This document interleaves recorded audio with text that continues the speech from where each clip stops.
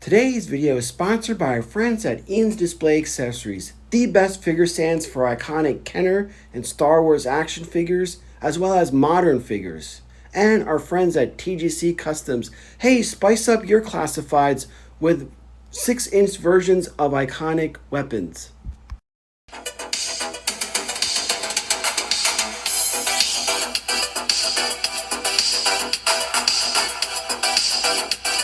Hello and welcome to a special Hurricane Nicole edition to Codename New to Hero 2.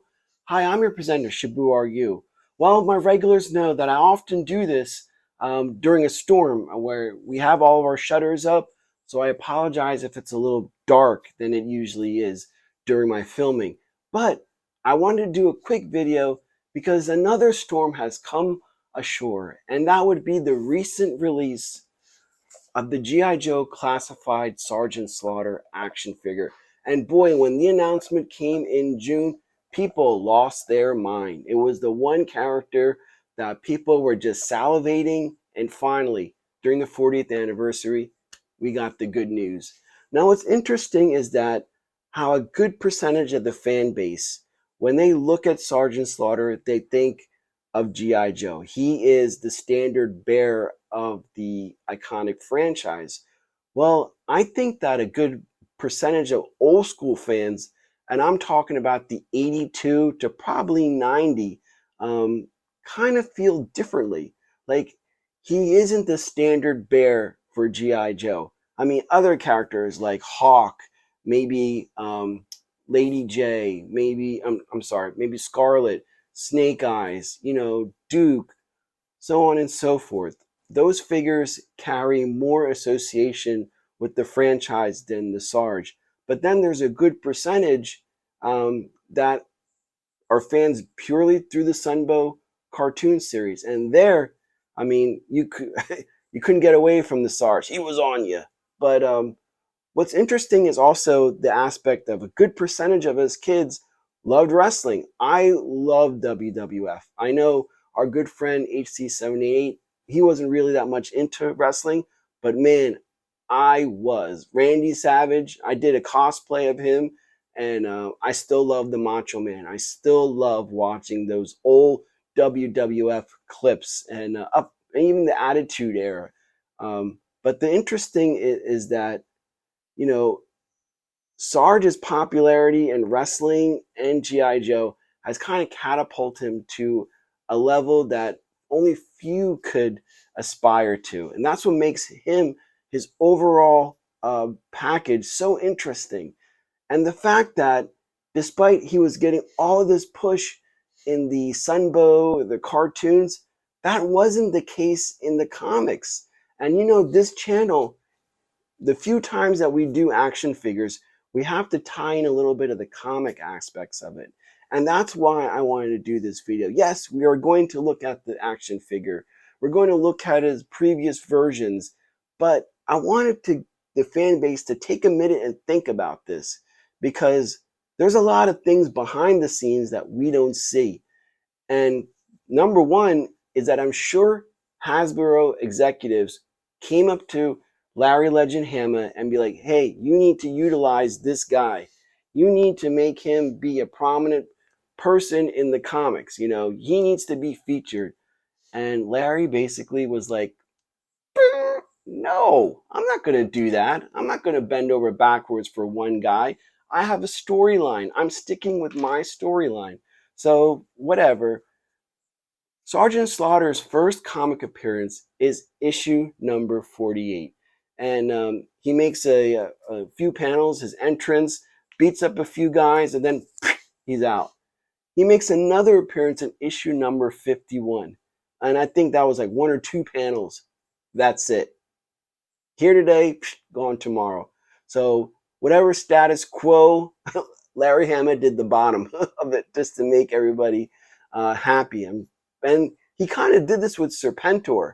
Later down the road, we got 48 and 51, and then 50, he has to deal something with Serpentor, and of course we all know that he kills him off at the end of the Cobra Civil War, and we're seeing a resurrection right now. But it's interesting that I think in the beginning, while Larry wasn't too keen on using Serpentor, he kind of grown to incorporate him, and we're seeing that currently at the end of the IDW run.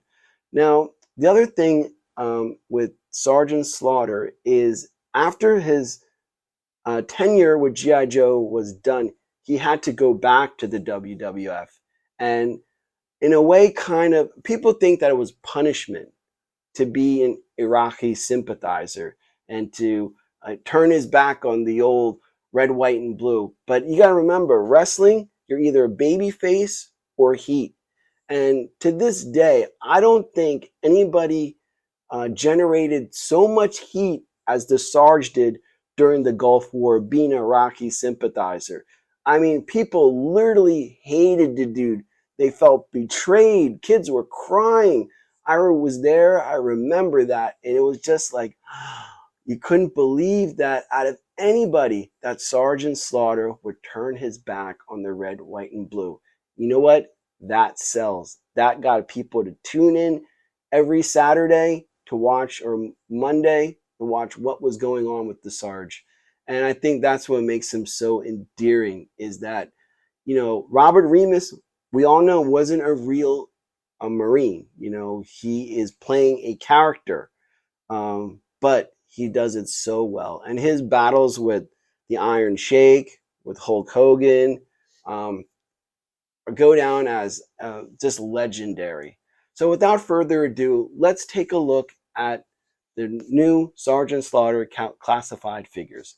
All right, so now we're going to take a look at his vintage era, 82 to 94. There were 4 versions of the Sarge that were issued, and pretty much they're all updated, same mold, same design, just updated with different color schemes and deco as the years progressed.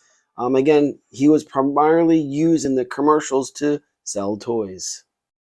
Alright, so of course we have to begin with the version 1, the 1985 mail-away Sgt.Slaughter. Now, people forget that the Sarge was offered in that all-star year of Joe's that features, Snake Eyes version 2, Shipwreck, Keelhaul, Lady J, Flint, Dusty, Footloose, and of course the USS Flag. So people often forget about that. And, you know, his birthplace is Paris Island, which is actually the Marine Corps depot.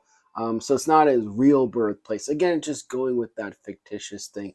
But I love this figure because of the G.I. Joe pants, which was later incorporated in the Toys R Us exclusives that came out after the vintage era. So they kind of kept this style. I guess their Night Force had these G.I. Joe pants, and I think those were interesting. So they kind of took a little bit from that. So the next is version 2, which is a vehicle driver. Now I have my version 1 here, so I'm going to put a picture up of version 2. But I wanted to point out the one of the absurdity of the Triple T tank, because it totally defeats the purpose of a tank when you're open cockpit, and you know. So that's why when I have mine on display, it's with the snow guys, Snow Job and Iceberg, because I make it look more like a snowmobile versus a tank. But again, the version 2 was a vehicle driver, and it was primarily the same, everything the same except the tank top. As a matter of fact, the classified version is based off of version 2 of the Sarge. So again, that's just, I think this is the best way to display Sarge and the Triple T tank. Alright, so now we're up to version 3, which is the most interesting year.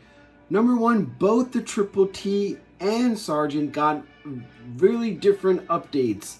Now, the Triple T actually came out as a Night Force vehicle called the Raider. But let's look at Sarge in this one.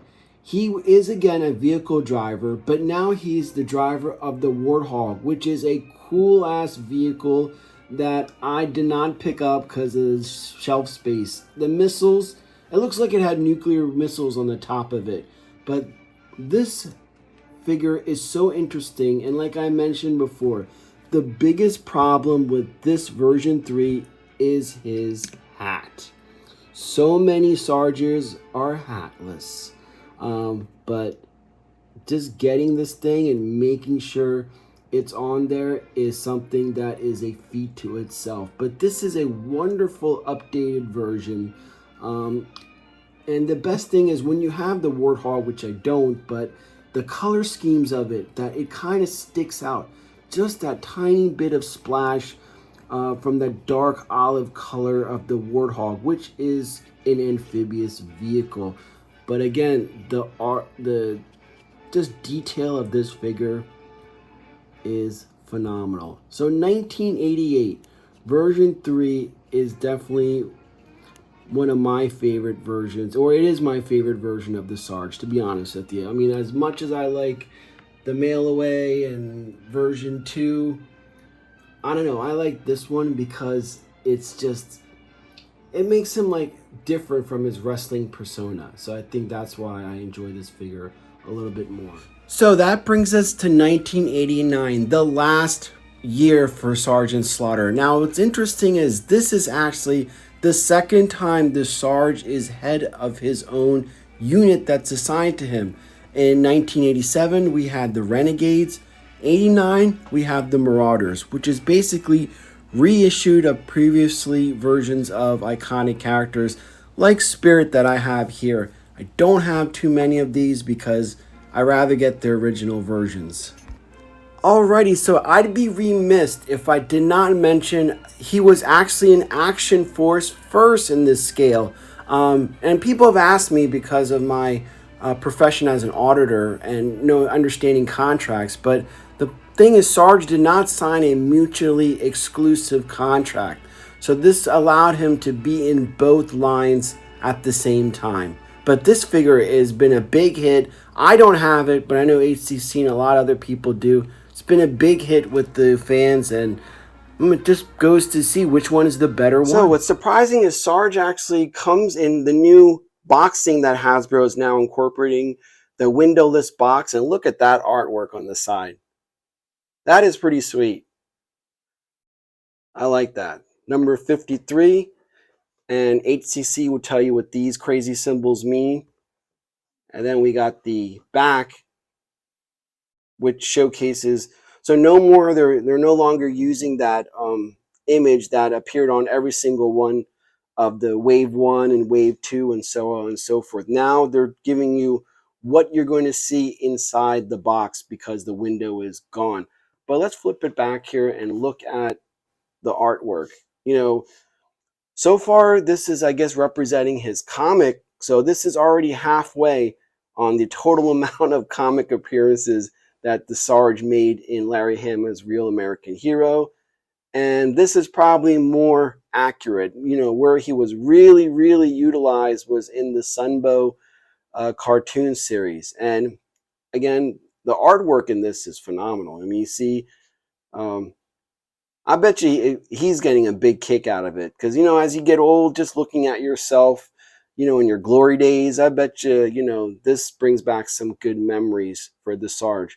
Now, the other thing people ask me about, since I am a former government auditor, is how is he able to appear in the Valaverse line as well as agreeing to be in Hasbro? And that goes down to the contract he signed.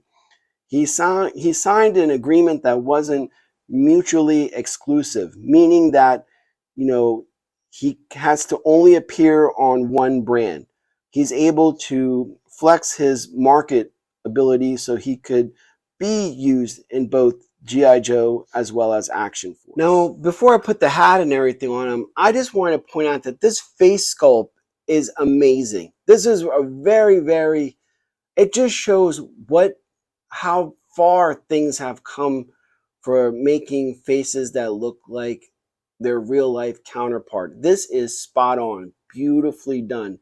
The scowl, the just underneath the cheeks in real life, the chin. I mean, this is all exceptionally done, and it's the thing that I'm so impressed with, because You know, when Star Wars Black Series first came out, and oh, case in point, the slave Leia. I mean, poor Princess Leia. I mean, it looks like she's constipated. So the Star Wars Black Series initially, when scared me when this line was first announced, the GI Joe Classified. I'm like, oh man, they fucked up Star Wars Black Series. So upon the news that we're getting classifieds, and I've said this during many episodes, I was not on board. But this right here is why I'm actually excited. Is this wonderful detail to his face. So here we have the Sarge in his full splendor, and boy does he look absolutely amazing. Of course, this is an homage to the version 1 that came out, which was a mail away. So, and this mail away lasted for quite a while for a run for a real American hero. But the other thing is, I also wanted to bring him out to compare him to Roadblock, who's another muscular, big, strong guy, and the Sarge is actually probably a smidgen taller than Roadblock, and of course he towers over Duke. So we could put Duke right there, and you could see the difference right there. I mean, that the same thing with the O-ring figures. Sergeant Slaughter was a little bit bigger than the average O-ring action figure, and this holds true with the classifieds line as well. But again, the detail on the Sarge is absolutely impeccable. Look at that, the boots. And once again, we're using Ian's display stands for our classified lines. Link is down below if you're interested in ordering a set of figure stands for yourself. And I've been endorsing Ian for, what is it now, 4 or 5 years? So whether it's the O-ring figures to these modern figures, Ian is definitely the person to go to. And of course, we're using TGC Customs with the gun. I know people have asked me about that. So it adds a little bit of the iconic O-ring line to your classified figures. But again, Sarge looks absolutely amazing. And I'm really excited about this action figure. I didn't think I would be, because I'm one of those camps that I like Sergeant Slaughter, but at the same time, there's other characters that I feel handle the G.I. Joe mantle more so than the Sarge. But respect where respect is due. Alrighty, so I wanted to end this video and talk a little bit more. Why didn't Larry Hama use Sergeant Slaughter more in the comic series? And it's not that hard or not that complicated. Think about it. You spend all your time creating a storyline, characters, their backstories, and then being told that you need to adapt or whatever, incorporate this guy, this wrestler guy, into your storyline. And I think Larry Hama felt insulted, and I would be too. If you invest that much into your story, your characters, to be told that you need to do something and, and incorporate this guy from the outside, a real life guy. And to Larry's credit, he's been very kind of tiptoeing around the actual question that, oh, he just didn't fit or what have you. But that's the truth, is you could read between the lines and understand why the Sarge didn't get the prominent attention that he was experiencing over on Sunbow. Anyway, I think that does it for this episode. I hear the wind ripping and roaring outside, so hopefully we survive yet another hurricane. Again, this is Shabu. Are you? Thanks for watching. We'll see you next time.